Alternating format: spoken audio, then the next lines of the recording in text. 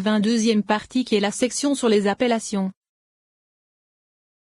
L'objectif de cette section est de généraliser le sujet des appellations, ce qu'elles sont et quelle est leur essence, et on y expliquera, avec l'aide de Dieu, le sujet selon lequel l'homme est une Merkaba pour les séphirotes. Chapitre 1.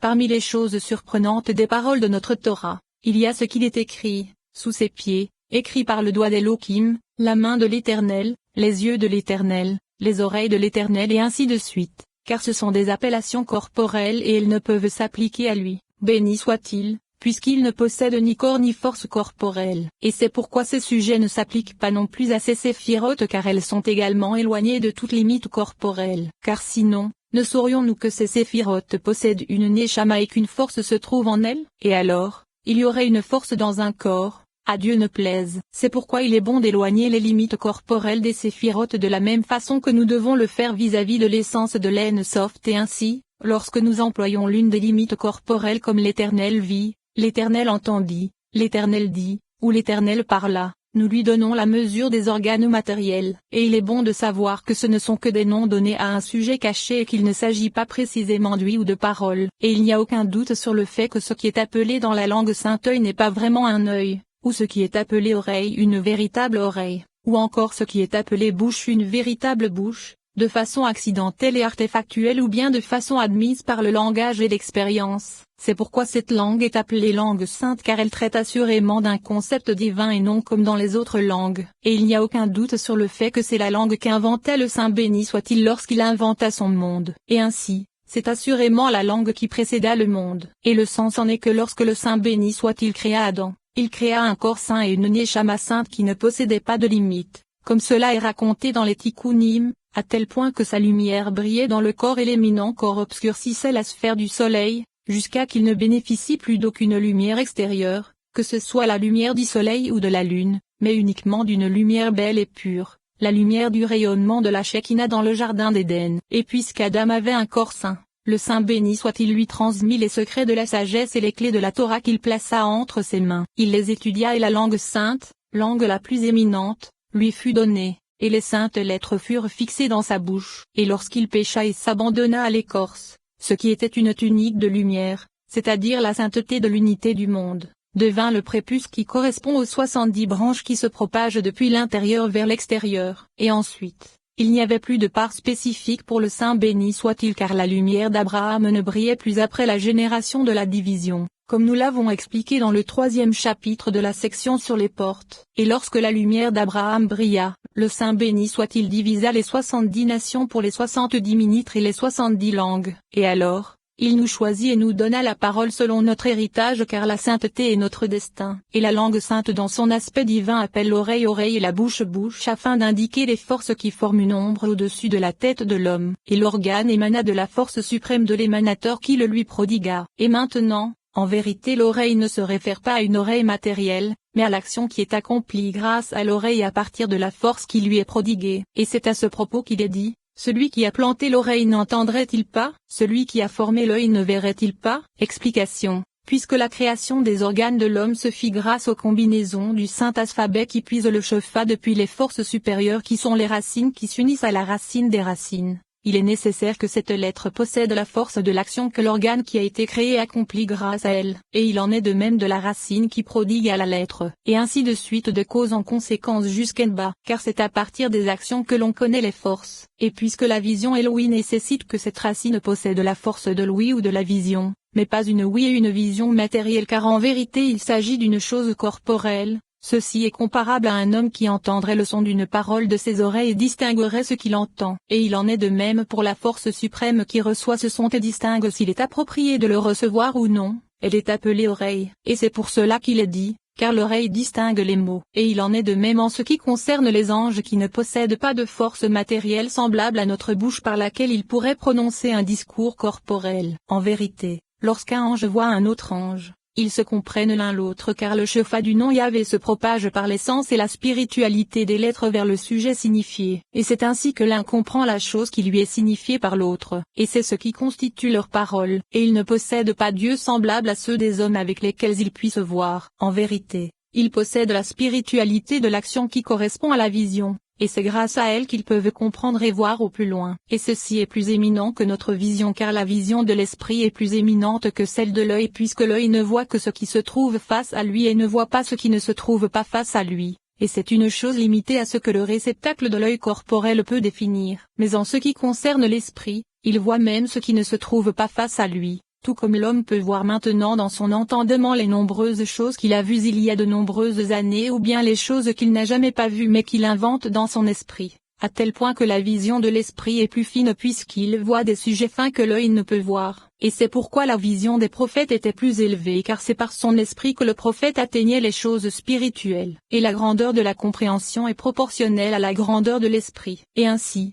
Salomon a dit, comme dans l'eau le visage répond au visage, le cœur de l'homme répond à l'homme, car le cœur de l'homme répond à l'homme signifie qu'ils se connaissent en essence. Et il s'agit d'un membre du corps qui possède cette force à cause de ce que lui prodigue le Néphesh et l'esprit qui réside au-dessus de lui. Et ainsi, la limitation de la compréhension d'une chose est proportionnelle à sa propre limitation, et le degré d'une prophétie est proportionnel à la grandeur du prophète, et à partir de cela, on s'élèvera vers l'esprit des anges, et à partir de là, on comprendra de nombreux degrés en direction de la connaissance de la réalité des visions et des actions corporelles appliquées aux choses spirituelles. Et c'est comme le prophète l'a dit, j'ai vu un chandelier en or. Ou bien car aujourd'hui on appelle le prophète voyant. Et ceci ne signifie pas qu'il s'agit d'une vision passant par un organe ou que l'expression vision désigne une comparaison, car il s'agit précisément de la vision par la compréhension. Et de même, en haut la vision des anges correspond à la force de compréhension grâce à laquelle ils comprennent les choses. Et c'est ce qu'a dit Rabbi Éléazar à Rabbi Siméon alors qu'il allait rendre visite à son beau-père Rabbi Ozi ben Laconia et que par accident ils virent ce serpent dont parlait Rabbi Éléazar.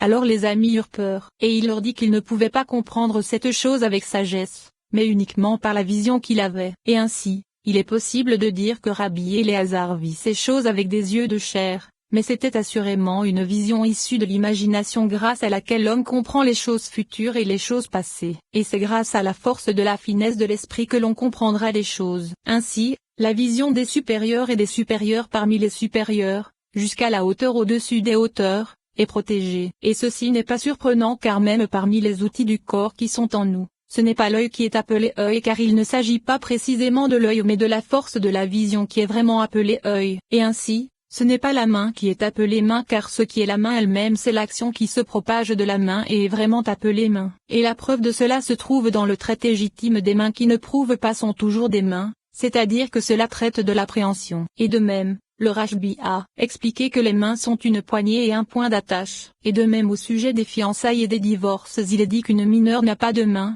cela ne signifie pas qu'elle n'a pas de main parce qu'elle a été amputée, mais cela se réfère à la force qu'elle aurait pour recevoir les fiançailles ou le divorce, et il s'agit donc d'une habitude de langage. De même, il s'agit d'un abus de langage lorsque nos maîtres de mémoire bénis disent qu'une chose a des jambes ou pas, car cela ne signifie pas qu'elle possède vraiment ou pas des jambes. Mais il s'agit d'une parabole car tout comme les jambes permettent à l'homme de se tenir debout et de se dresser, de même lorsqu'une chose est établie dans l'esprit on dit qu'elle possède des jambes. Et lorsqu'une chose n'est pas établie dans l'esprit, on dit qu'elle n'a pas de jambes. Et c'est également ce qu'il est écrit dans la Torah, main pour main, pied pour pied. Quiconque frappera un animal paiera d'être vivant pour être vivant. Et ceci ne signifie pas que s'il a coupé une main on doit lui couper la main, ou de même pour les autres membres, mais le sens en est qu'il paiera tout le sang de la main ou de tout autre membre. Et c'est ce qui est appelé œil, main ou pied, car ceci est identique à la force de l'œil, de la main ou du pied. Et il en est de même pour les choses spirituelles, la force qui se propage depuis les séphirotes pour surveiller le monde et qui provient de la force de l'Ain Soft est appelée œil, comme dent. Ces sept-là sont les yeux de l'Éternel qui parcourent toute la terre, et les commentateurs ont expliqué qu'il existe sept forces qui sont appelées Orphan-Yel Tagriel, Danarei Pelamiel, Azimon, Sophiel, Meuel, et ils surveillent tout ce qui concerne les fils de l'homme. Et puisqu'ils ont la force de surveiller, ils sont appelés yeux. Mais cela ne signifie pas qu'ils sont des yeux, mais qu'ils possèdent la supervision spirituelle comme cela est expliqué plus haut. Et c'est par eux que tous les actes, bons ou mauvais, sont enregistrés. Et c'est par eux que sont pointées les deux faces des actions de l'homme, leurs ruses et leurs iniquités devant les 70 juges, comme cela est expliqué dans le 4e chapitre de la section sur les palais à propos du palais du mérite. Et il existe également d'autres sujets à ce propos, car il y a une hauteur veille au-dessus d'une autre hauteur, et il y a encore d'autres hauteurs au-dessus d'elle. Et de la même façon, il est également dit dans le verset, écoutez, montagne, la querelle de l'Éternel, car tout comme les montagnes renforcent le monde et le soutiennent sur le plateau de la balance, comment l'ont expliqué nos maîtres de mémoire bénis, et que ce sont les hauteurs qui se trouvent au somme du monde, de même les patriarches nous renforcent par leur mérite et soutiennent le monde, et ils se tiennent au sommet du monde. Et c'est également ce qu'a dit notre maître Moïse, qu'il repose en paix, à Jéthro. Tu nous serviras à Dieu. Et le Rachbi a expliqué que toute chose qui se dissimule à nos yeux éclaire nos yeux. Et puisque les yeux indiquent au corps la voie à suivre, de même un sage est appelé yeux, et nous pouvons suivre le même raisonnement pour les autres choses à propos desquelles nous attribuons des appellations aux séphirotes, comme par exemple père ou mère, car cela ne signifie pas, à Dieu ne plaise, qu'il y ait là un père ou une mère puisque ceci serait une hérésie. Mais le sens en est que tout comme la réalité de l'enfantement à partir du néant se fait grâce à l'association du mâle et de la femelle et que c'est grâce à cette association que l'enfant vient à l'existence. De même en ce qui concerne les séphirotes c'est grâce à l'association de Okma et Bina et au fait qu'Okma prodigue à Bina que se fit la cause de toute la Tzilut. Car dans Okma se trouvaient des existences infiniment fines, tout comme le fils se dissimule dans la moelle du père, et après s'être propagé dans Bina, elles se matérialisèrent et se dessinèrent en une forme plus révélée. Et c'est pourquoi Okma est appelé père car tout comme le fils se trouve dans l'essence du père et dans sa moelle sous la forme infiniment fine d'une goutte, que c'est par l'intermédiaire de l'association du mâle avec la femelle que cette goutte s'éveille et vient à l'existence et est prodiguée à la femelle, et que c'est vis-à-vis de ce qui lui est prodigué à elle que l'enfant vient à l'existence dans ses entrailles. De même Okma est le père et Bina est la femelle qui reçoit toutes les formes qui sont prodiguées depuis Okma, et c'est en elle qu'elle se dessine en une forme plus révélée qu'elle fait sortir sous forme d'émanation. Et c'est pourquoi la femelle est dite mère pour les émanations, et les émanations sont appelées enfants pour elle. À partir de ce qui a été mentionné, le tout n'est qu'une parabole matérielle pour ce qui est spirituel. Et il en est de même vis-à-vis du fait que Tiferet et Malkout sont appelés fiancés et fiancées, et Bina est la mère ou la belle-mère, alors que Okma est le père ou le beau-père. Et voici que les deux sont parfois appelés fiancés et fiancées alors que Okma et Bina sont le père et la mère, et parfois fils et fille. Et Malkout est parfois la fille pour Okma et la fiancée pour Bina, et parfois la fiancée pour Okma et la fille pour Bina. Et ainsi de suite. Il est bon de s'attarder sur l'explication de ces sujets. Voici que Tiferet et Malkout émanèrent de Okma et Bina, et dans la réalité de leur émanation simple elles ne connaissent ensemble aucun accouplement, comme nous l'avons expliqué plus haut dans la section sur la diminution, et elles ne connurent d'union qu'après leur fixation et leur ornementation. Et c'est pourquoi c'est sous cet aspect que Tiferet et Malkout sont appelés fils et filles et Okma et Bina père et mère. Okma est appelé père pour Tiferet vis-à-vis de l'aspect de la Da'at mystérieuse. Et Bina est appelée mère pour Tiferet vis-à-vis du fait que c'est elle qui l'établit, car c'est une réalité ajoutée à l'émanation issue d'Okma, comme nous l'avons expliqué plus haut. C'est donc à partir de Okma qu'elles obtiennent une réalité fine, et c'est à partir de Bina qu'elles obtiennent une réalité plus révélée. Et c'est vis-à-vis de leur réalité fine, c'est-à-dire la réalité du Yod pour Malkout et la réalité du firmament pour Tiferet comme nous l'avons expliqué dans la première section et dans la section sur la réalité,